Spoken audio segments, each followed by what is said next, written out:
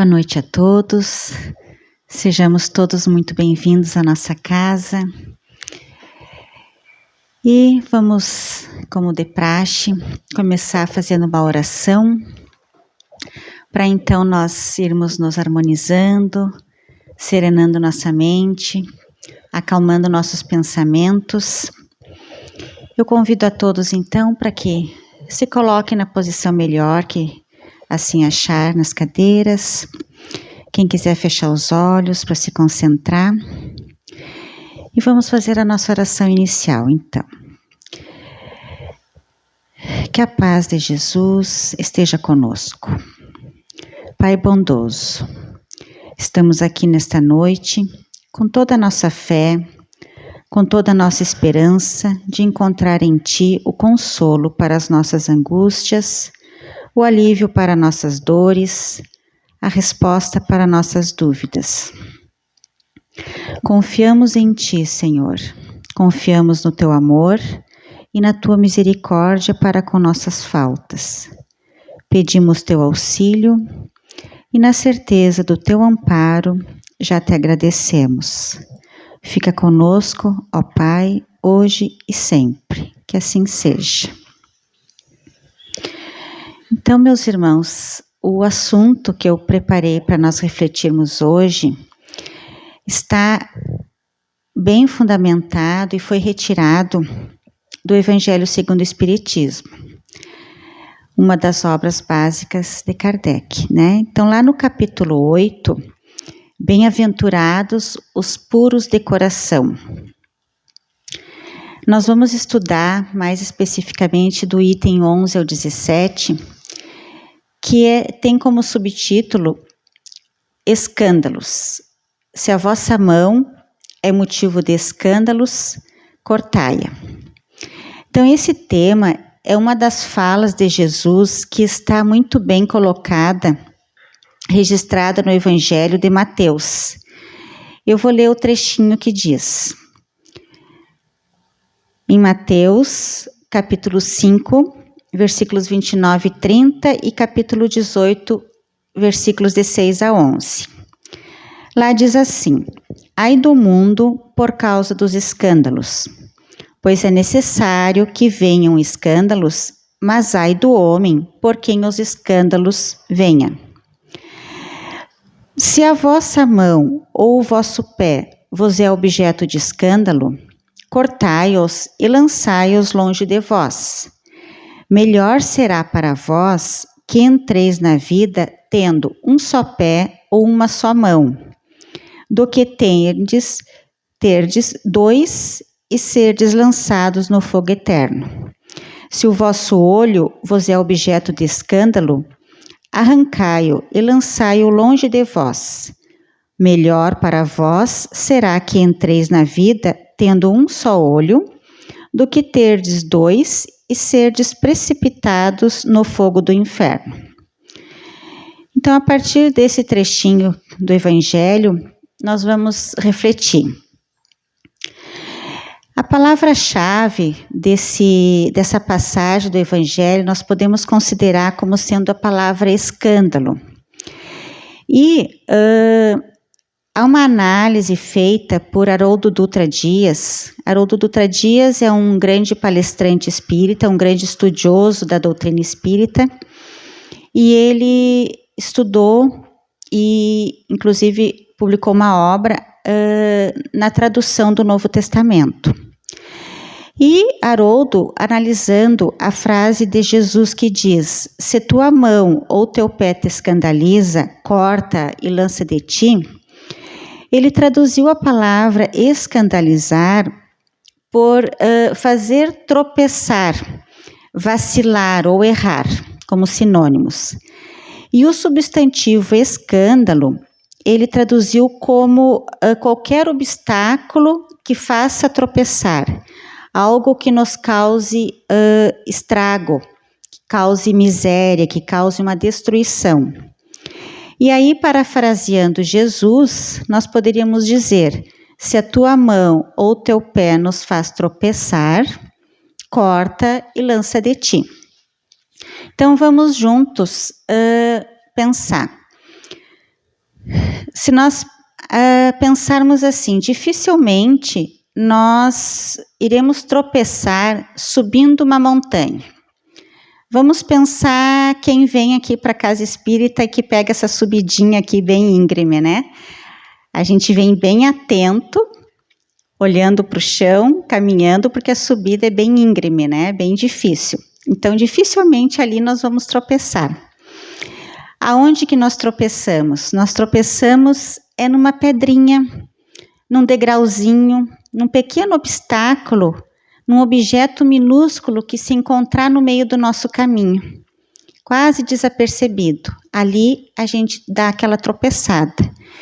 E Kardec coloca de forma muito bem clara, com muita sensibilidade no Evangelho segundo o Espiritismo, o que significa então o escândalo ou a pedrinha de tropeço. Muitas vezes nós nos preocupamos com a nossa grande missão. Qual a minha grande missão, com as grandes questões, qual é a missão que eu tenho aqui na Terra? E aí a gente descobre, estudando a doutrina espírita, nos aprofundando na doutrina, que nós não vamos falhar na nossa grande missão, mas que a gente vai falhar na pedrinha que estiver no meio do caminho na hora de cumprir esta grande missão. Então, assim, às vezes tem ações que nós levamos 1 minuto para fazer, 1 minuto para executar uma ação. E depois nós podemos precisar de séculos para resgatar, para corrigir aquele ato. É uma pedrinha. Nós podemos levar menos de 30 segundos para tirar nossa própria vida. E depois a gente vai precisar de tempos e tempos e muito tempo para conseguir corrigir este equívoco. Foi uma pedrinha no meio do caminho. Então, a nossa grande missão é a montanha, é aquela montanha íngreme. E nessa montanha, nós somos muito mais conduzidos do que nós conduzimos. Por exemplo, se me perguntassem hoje, assim, por que você fez odontologia? E aí eu fico pensando, eu me fiz essa pergunta, e aí eu penso que naquela época lá, na adolescência, final da adolescência, início da juventude, tinha todas as incertezas, não sabia exatamente o que eu queria, mas acabei prestando concurso vestibular para odontologia, engrenei na odontologia e as coisas foram fluindo, foram se desenrolando e tudo deu certo, né? Então, eu percebo aí que muito mais eu fui conduzida naquela época a escolher a odontologia do que mesmo eu conduzi essa escolha. E isso então acontece em todas as áreas da nossa vida, todas as nossas grandes escolhas, as nossas grandes decisões. Não é na montanha que nós vamos tropeçar, mas tropeçamos, por exemplo, também num relacionamento que nós deveríamos construir, e às vezes uma palavrinha equivocada, um tom equivocado, nós acabamos desconstruindo uma relação. É uma pedrinha no meio do caminho, né?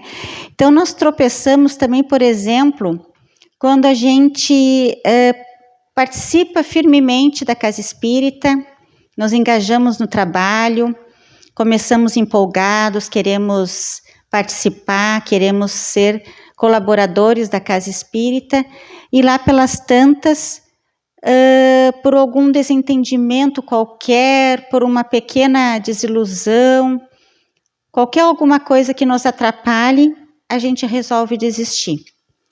Os espíritos, a espiritualidade maior, pensa, meu filho, não faça isso, continua firme na tua missão.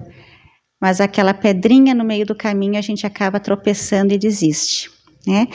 Então, meus irmãos, por vezes nós nos preocupamos muito com o todo, com o principal, e Jesus está nos deixando bem claro que para nós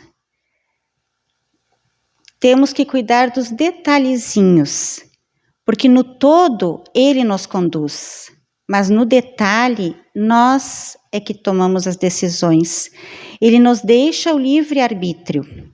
Então a gente faz as nossas escolhas. Então é por isso que o escândalo é a pedrinha de tropeço. Então Jesus conduz a nossa caminhada, Ele vai ditando o nosso caminho. Mas quem determina o ritmo desta caminhada somos nós. E aí tem uma história contada sobre a vida de São Francisco de Assis. Eu vou falar só um pedacinho da grande história de São Francisco, mas relacionada a essa situação.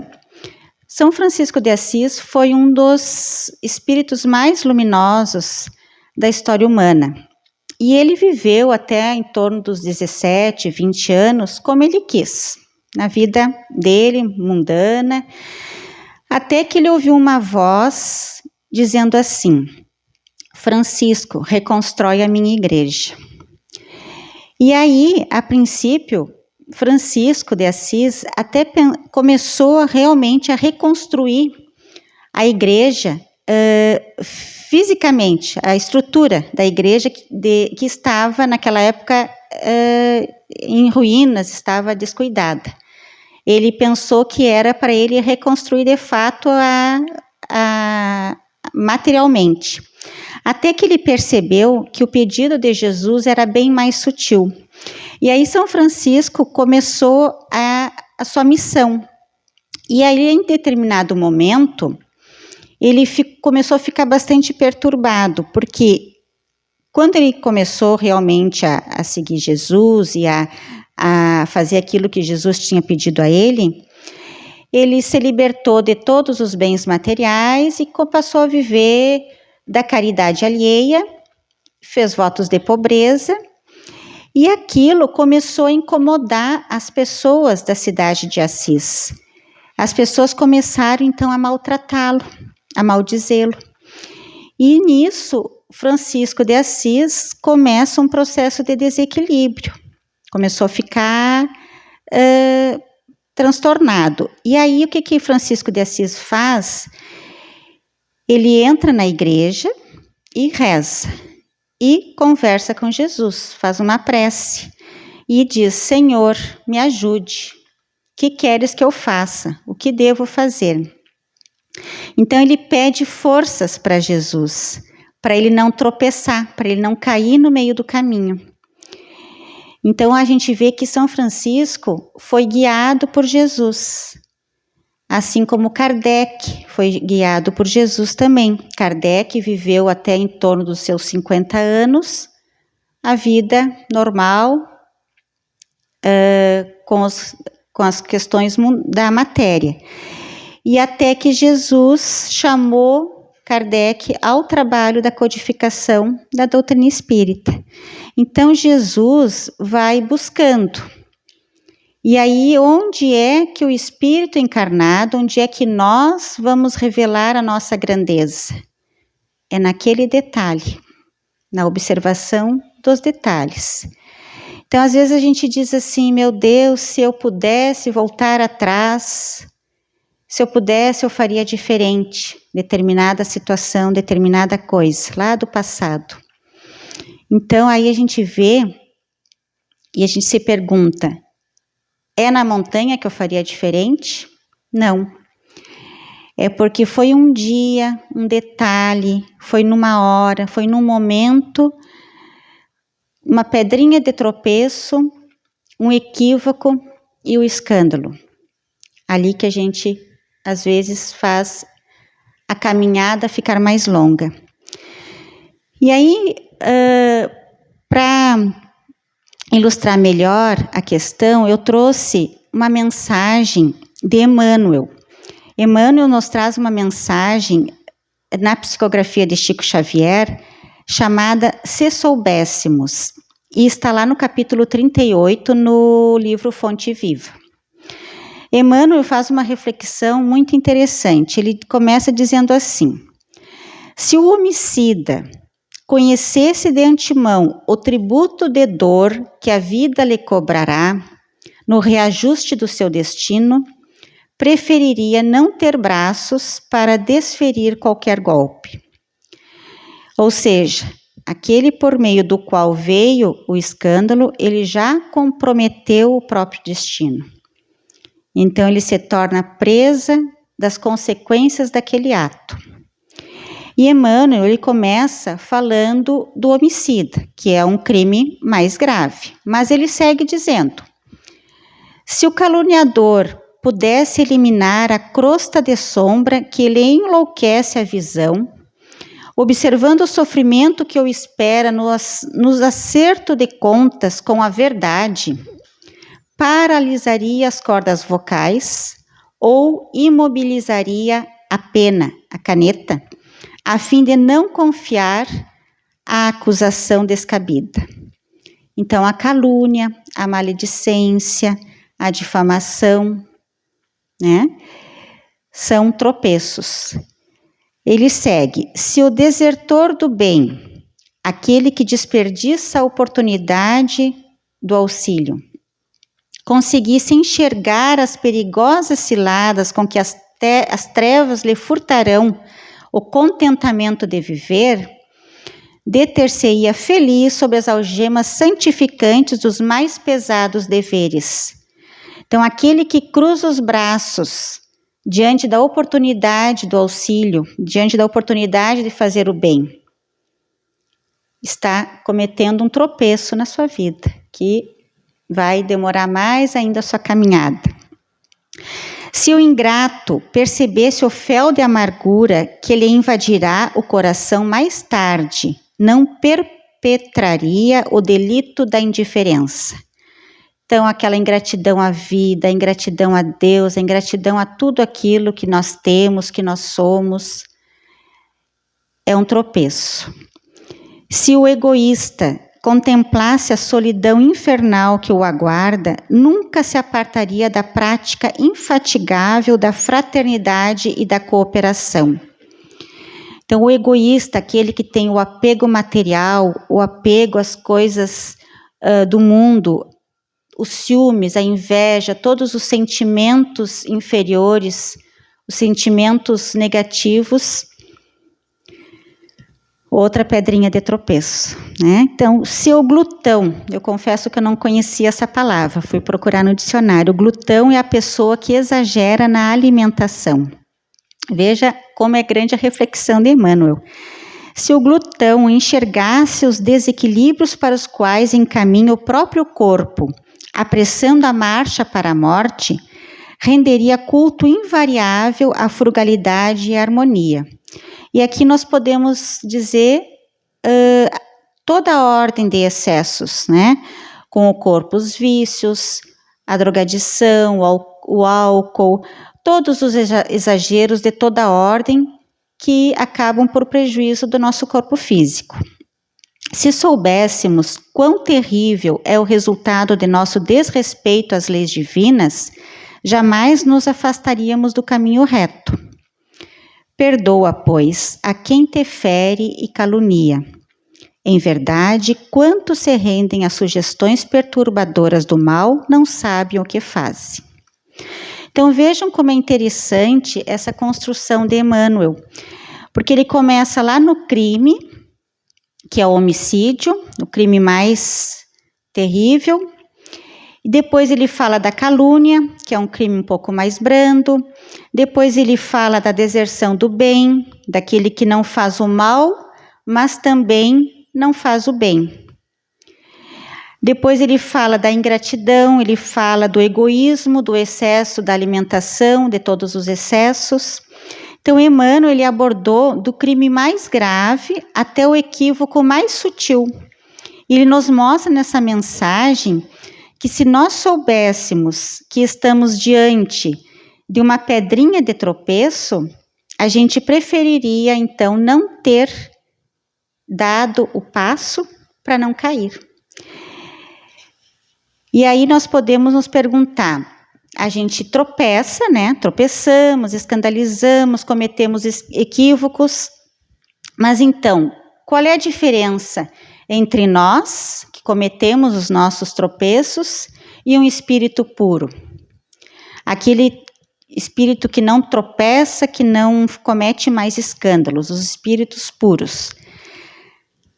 A diferença entre nós e os espíritos puros não é coisas que o espírito puro tenha e que a gente não tem. O espírito puro é o espírito purificado. Ou seja, na verdade, ele não agregou coisas, mas ele tirou coisas dele, ele purificou. Então, o que nos distancia de um espírito puro é a quantidade de impurezas que nós ainda temos, pelas nossas imperfeições. Então, a virtude, ela está dentro de nós. Ela só não está ainda desenvolvida, mas ela já está semeada. Então, nós podemos observar também uma outra analogia, que está lá no livro Boa Nova, também da psicografia de Chico Xavier, do espírito Humberto de Campos. Humberto de Campos, ele cita uma passagem de Jesus que diz assim: nenhum mármore existe mais puro e mais formoso do que o do sentimento, e nenhum cinzel é superior ao da boa vontade. Então, se nós pensarmos bem, não podemos, a pretexto assim de humildade, nós nos acreditar ruins, que nós sejamos ruins, porque em verdade nós somos filhos de Deus. E aí vamos fazer um pensamento assim, nós somos filhos só dele. Por que nós vamos dizer isso? Se nós fôssemos filhos aqui na Terra, se nós fôssemos filhos só do nosso pai ou só da nossa mãe, quanto mais o tempo passasse, mais parecido nós ficaríamos ou com o nosso pai ou com a nossa mãe. Porque nós carregaríamos o código genético só de um deles, né? Então, quanto mais o tempo passasse, mais parecido ficaríamos até chegar um momento que nós nos confundiríamos. E iriam olhar para nós e perguntar, é você ou é seu pai? Isso até, se nós pensarmos, aconteceu com Jesus. Por muito tempo, e até hoje, muitas vezes Jesus é confundido com Deus, né? Por muito tempo se confundiu por ser tão semelhante ao Pai, um espírito tão puro, o mais puro que temos no nosso conhecimento. Por ser tão semelhante ao Pai, muitas vezes Jesus foi confundindo como sendo o próprio Deus. Então, nós olhamos para o Pai, olhamos para o Filho e vemos o Pai. Então, quanto mais o tempo passar, nós podemos acreditar que mais nós vamos nos assemelhar ao nosso Pai. Precisaremos de muitas vidas e vidas, mas nós vamos sendo lapidados até chegarmos à semelhança com o nosso Pai. Isso é a lei de progresso. E olha que bonito, que interessante nós pensarmos isso, que um dia nós podemos ser mais semelhantes, o mais parecido possível com o nosso Pai. Então, nós não podemos pensar que nós não vamos ser ainda espíritos mais purificados. Como eu falei antes ali do mármore, né? Então, o mármore, ele é uma pedra, um bloco de mármore. E a obra é lapidada. Então, a obra-prima é o mármore lapidado. O que diferencia o mármore da obra? É a quantidade de mármore que foi retirado. É só essa diferença. Então, nós não podemos menosprezar o bloco de mármore porque ele ainda não virou a obra. Então, está tudo lá. Assim como a árvore está dentro da semente. É preciso, então, nós irmos aparando as arestas. Nós somos o mármore e temos que ir nos lapidando para virarmos a obra. E no livro dos Espíritos, os Espíritos dizem a Kardec que se o homem ouvisse a voz que lhe diz basta, evitaria muitos problemas. Ou seja, no nosso dia a dia, nós deparamos com inúmeras pedrinhas no meio do nosso caminho, né? Então, nós não somos obrigados a tropeçar, a cair, a cometer os escândalos. Isso só vai acontecer se nós formos invigilantes, se nós estivermos desatentos. E aí, por isso, Jesus disse, orai e vigiai. E eu trago mais uma outra mensagem também, que está lá no livro Caminho, Verdade e Vida, também da psicografia de Chico Xavier, onde Emmanuel comenta uma carta de Tiago. Tiago disse assim, mas todo homem seja pronto para ouvir, tardio para falar e tardio para se irar. E aí Emmanuel comenta essa frase de Tiago, dizendo assim, analisar, refletir, ponderar, são as modalidades do ato de ouvir. É indispensável que a criatura esteja sempre disposta a identificar o sentido das vozes, as sugestões e as situações que a rodeiam. Sem observação, é impossível executar a mais simples tarefa no ministério do bem. Somente após ouvir com atenção, pode o homem falar de modo edificante na estrada evolutiva.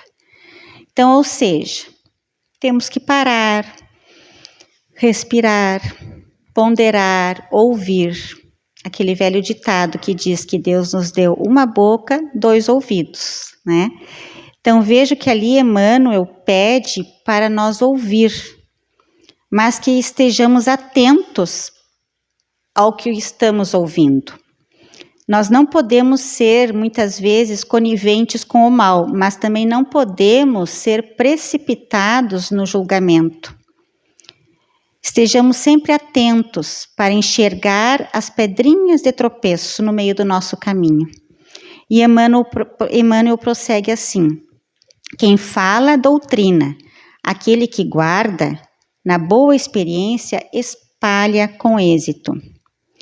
E forçoso é convir que, se o homem deve ser pronto nas observações, comedido nas palavras, deve ser tardio em irar-se. E o que mais nós precisamos evitar é a ira, o desequilíbrio emocional, o desequilíbrio interno. Quando estamos desequilibrados, nós podemos cometer atos em questão de minutos que nós logo depois já nos arrependemos e essa pedrinha poderá nos gerar muito e muito tempo de reparo, né, de atraso na nossa caminhada. Então, às vezes não era melhor ter cortado a mão antes de tropeçar, ter cortado a mão ou o pé antes de tropeçar e cair? Essa é a mensagem de Jesus. Mas parece que às vezes a gente só enxerga os extremos. Então, ou é o silêncio, inoperante, inerte, ou é aquela fala destruidora. Temos que ouvir, temos que silenciar. É preciso uma abordagem de forma mais humana, orientam os amigos espirituais. E André Luiz, ele diz assim, se você acredita que franqueza rude pode ajudar alguém, observe o que acontece com uma planta se você colocar a água fervendo nela. Você mata a planta, né? A pretexto de alimentar a planta, você matou. O problema não estava na água, mas sim na temperatura da água. Então, o problema é que a pretexto de ser francos, às vezes a gente destrói. Então, o dia a dia nos pede, na nossa vida diária, na nossa vida social, o dia a dia nos pede posicionamento, nos pede que a gente dê a nossa opinião, que a gente se oriente, mas tudo tem hora, tudo tem tom, e às vezes o problema está mais no como a gente fala do que no o que a gente falou, né? E aí Emmanuel prossegue mais uma vez dizendo assim: certamente o caminho humano oferece diariamente variados motivos à ação enérgica.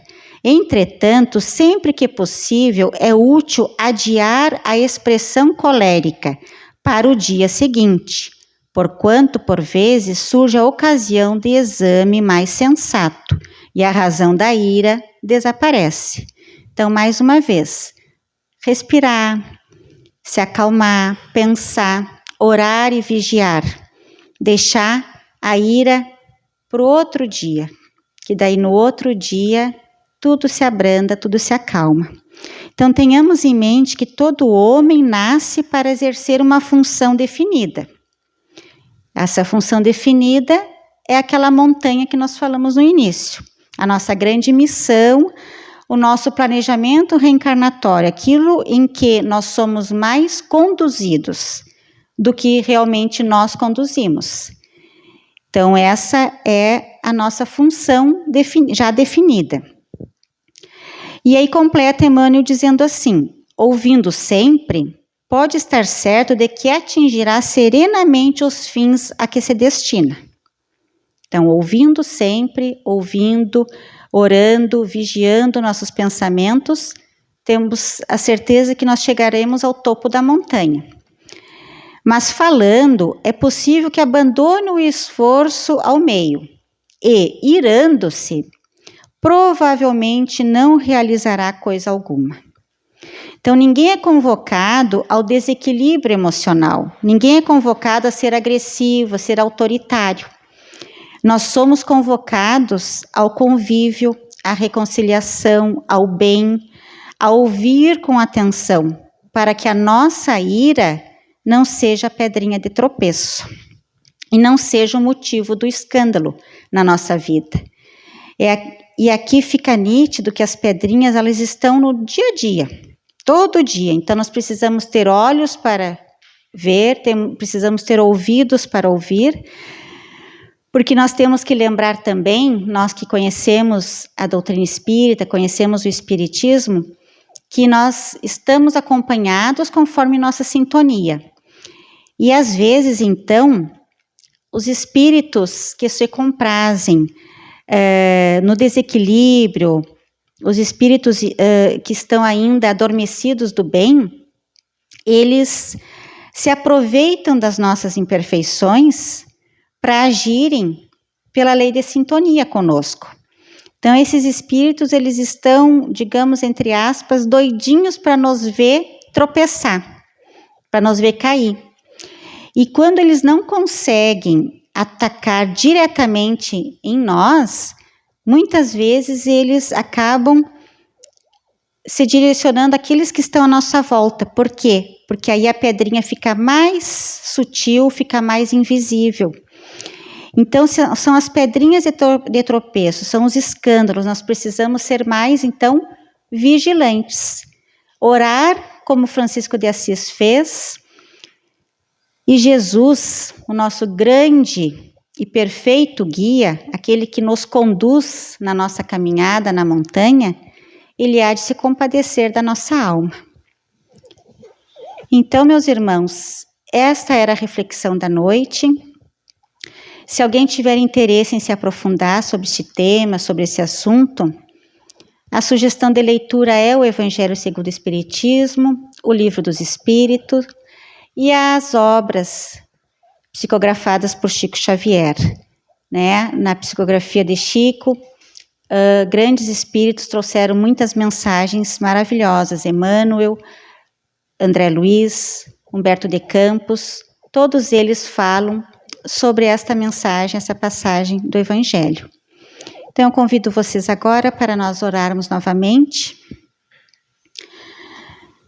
colocando-nos confortável nas cadeiras, e vamos mais uma vez agradecer, nos concentrar. Jesus, nosso mestre, nosso guia, nosso modelo, a Ti agradecemos pelo amparo, pelo auxílio, pela oportunidade de estarmos aqui nesta casa de luz e oração. Agradecemos pelo dia que tivemos, pelo alimento que nunca nos deixa faltar e por todas as bênçãos que diariamente recebemos. Te pedimos, Senhor, que nos ajude a não tropeçar no meio do caminho, para que se cumpra a nossa missão. Te pedimos, ó Mestre Jesus, pelo amparo aos mais necessitados, por aqueles que têm fome, têm sede, têm dor, têm frio, por aqueles que não têm lar, por aqueles que ainda não te conhecem e vivem na ilusão da ignorância. Pedimos especialmente pelos irmãos vítimas das chuvas do nosso Rio Grande do Sul, nestas noites frias do nosso inverno gaúcho, que eles possam aquecer os corações com a solidariedade e ajuda efetiva para se reerguerem. Na certeza do teu amparo, já te agradecemos e que a tua paz seja presença viva em nossos corações. Que assim seja.